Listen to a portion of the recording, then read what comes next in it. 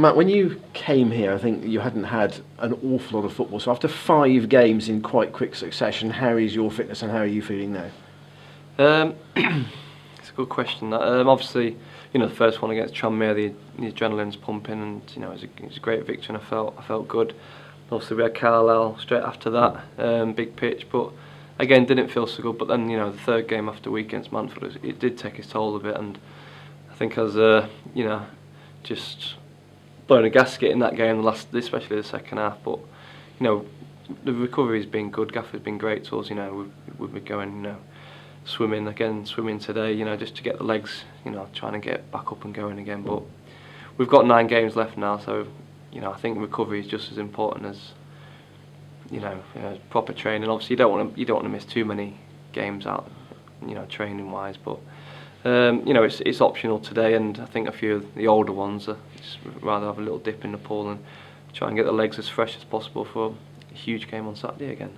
I've lost count of the number of managers and players I've heard in the last week say X number of cup finals. Yeah, it is like that really. I can't believe how tight it is. We go away to Portsmouth, get a great point, and then we just come in change rooms and thought, we're still out of it, and he's like, no, you're back down there on goal difference. So, it's hard to take, but there's a lot to play for still. 27 points, but we've just got to go again. 2 home games now on the bounce, I think. So it's going to be tough, but we need to try and pick up a home win now.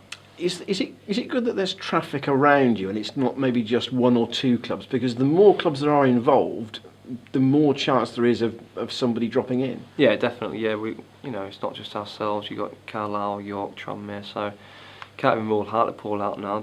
They've won again, so it's going to be so difficult, and everyone's thinking they can pick up points along the way. Obviously, we've got York coming up as well in a few weeks, but we just got to concentrate on ourselves and do our own job first and try and get 3 points, and then and then have a little look at the table afterwards, and just as long as we keep fighting and giving 100%, there's not a lot else we can do really. And keep ticking the points up even if it's only 1 at a time. Yeah, exactly. I think Gaffer would have been delighted to go away at Newport and Portsmouth and pick up points both there, but it's a shame that we've taken the lead against Newport as well, and we couldn't keep it, and then Portsmouth, the characters come back to get 2-1 up, and just it's just a little bit of naivety again, sloppy free kick, free header, but that's football. We need to learn from this, but we need to learn fast as well. Exeter had Ashley Grimes? No, right. Ashley Grimes? Yeah. Exeter had Matt Grimes. Yeah, sorry. Exeter had Matt Grimes in their squad in the first half of the season. Obviously, he went to Swansea, very much their playmaker, but they seem to have coped quite well with him having gone up to the Premier League. Is that because they have a very specific style and people can come into the side and know what's expected? Yeah, I think so. Yeah, we played them twice last season, and they turned us over at Scunthorpe twice.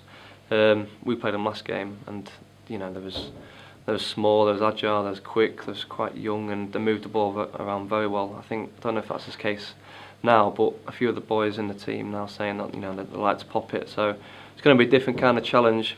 The last few games have been a lot of direct football being played, and it's been a bit more physical. But I think Exeter will pose a different game now. So like I say, the smaller and quicker they are, so they're going to be dangerous. They're a good team. I think my mate's playing as well, Ryan Harley in centre mid, so he's very good on the ball as well. So it's going to be it's going to be a tough challenge, but one we're going to relish. But not overly physical, perhaps.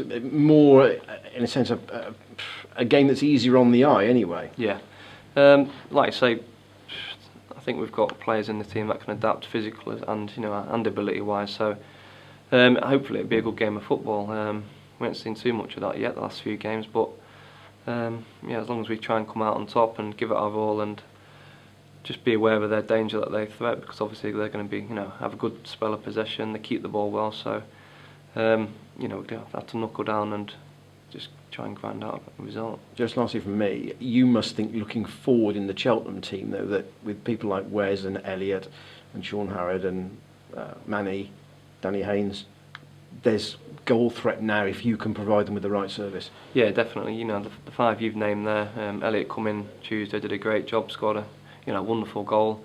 Obviously Wes is on form as well. Manny's a handful when he plays. Sean just needs that little bit of luck as well. I think he will get one. It's going to come. And like I said, we have got options up front, and we always look like we're going to nick a goal. It's just the other end. If we can try and keep a clean sheet, we've done well at the back. But obviously, if you can keep clean sheets, I'm always thinking that we can nick a goal and collect the 3 points. Thanks, Matt. Quite a settled midfield three now, isn't it? You Pablo, and Matt. Do you feel you're really sort of learning each other's games quite well? Yeah, definitely. Especially we've kept a settled team. Last 5 games, it does help. Pablo's a bit of insurance behind us and gives me and Matt the licence to get a bit more forward. But we still haven't managed to pop up with a goal yet each. But hopefully that will come. But as long as we can just keep grafting away, we've all been backing each other up and putting great shifts in, to be honest. So that's all that you need really in League Two. Just give it 100% and try and bit of composure on the ball, and it's all about winning your knockdowns as well. I've never seen so many games. We need to win the knockdowns. It's been scrappy, but that's where we are, bottom of League Two, and that's how it's going to be. As someone with vast experience of the lower leagues, when you go into the dressing room on Tuesday night and there are a few sort of disappointed faces, do you sort of take it upon yourself to sort of rally people and say, look, don't worry about that, it's Saturday that counts now? Yeah, I said it full time. I says, look, we're coming away from Fratton Park here. They've lost 1 in 10, and we're disappointed to come away with a point. I says, that just shows how far we've come really. So I just there's no point sulking now. We've got a massive game Saturday. Tuesday's gone now, and let's just get focused on that and let's go again. Yeah, the manager said that he wants to take all the sort of the worrying, all the nerves, all the talk about the table away from the players, and just for you to concentrate on not only the next game but just the next sort of thing you do in that game. Is that the message? Yeah, just as soon as you get out on the pitch, put the nerves to one side, just go and express yourself, and all I say is just give it your all. And if you do the basics right, and hopefully you'll be able to play a bit of football and your ability will come through as well. But it's not an easy league, especially when you're down the bottom, to grind out results. Every team they're good as well.